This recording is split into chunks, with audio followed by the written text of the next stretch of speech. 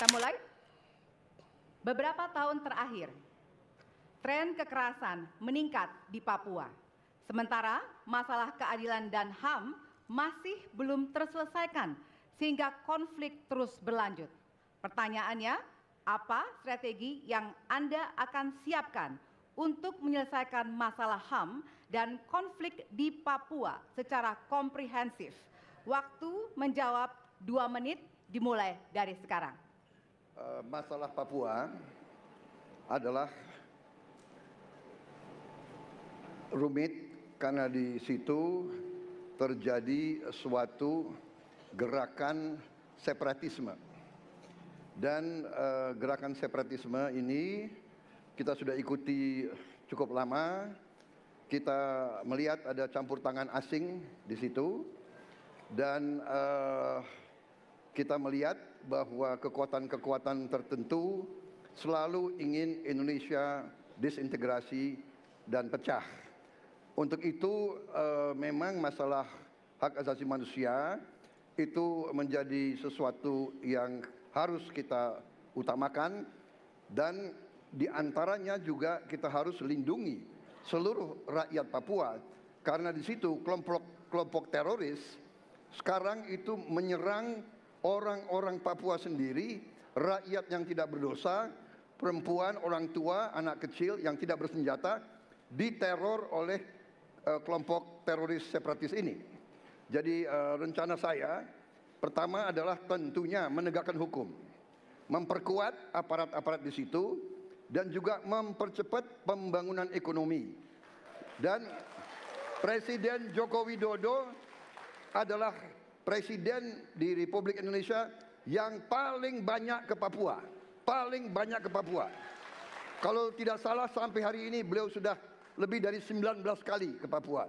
Dan peningkatan pertumbuhan ekonomi di bawah pemerintah Pak Jokowi yang paling pesat, yang paling tinggi selama sejarah Republik Indonesia.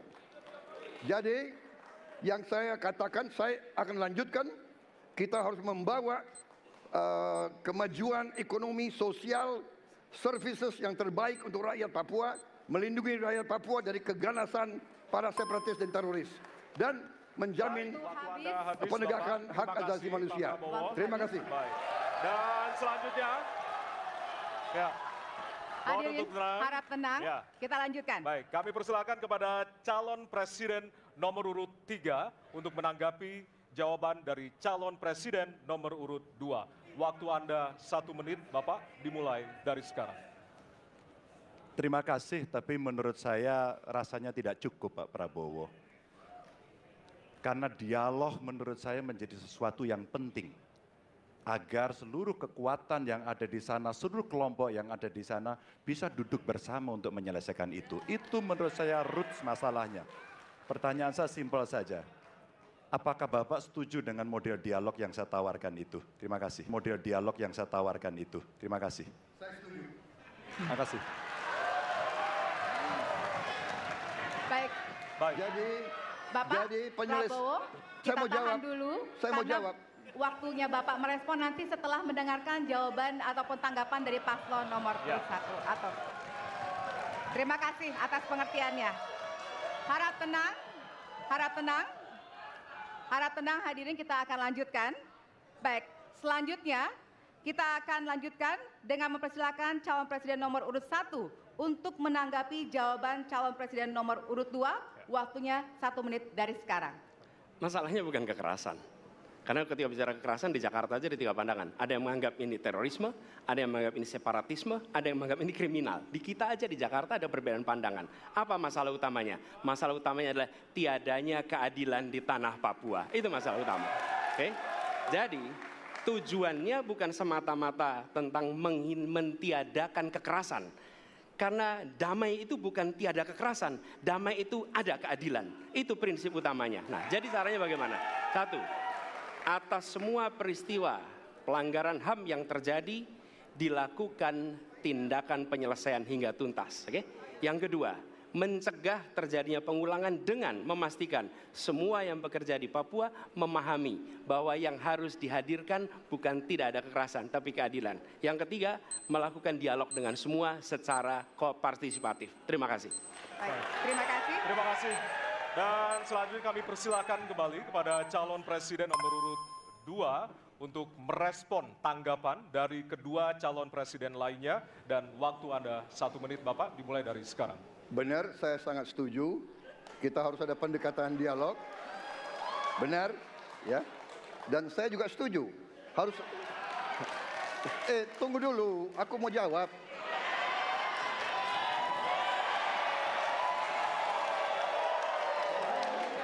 Jadi, benar keadilan. Benar sekali, harus ada keadilan. Tetapi saya mau mengatakan, tidak sesederhana itu, Pak Anies. Ada faktor-faktor lain, Pak Anies. Ada faktor geopolitik, ada faktor ideologi.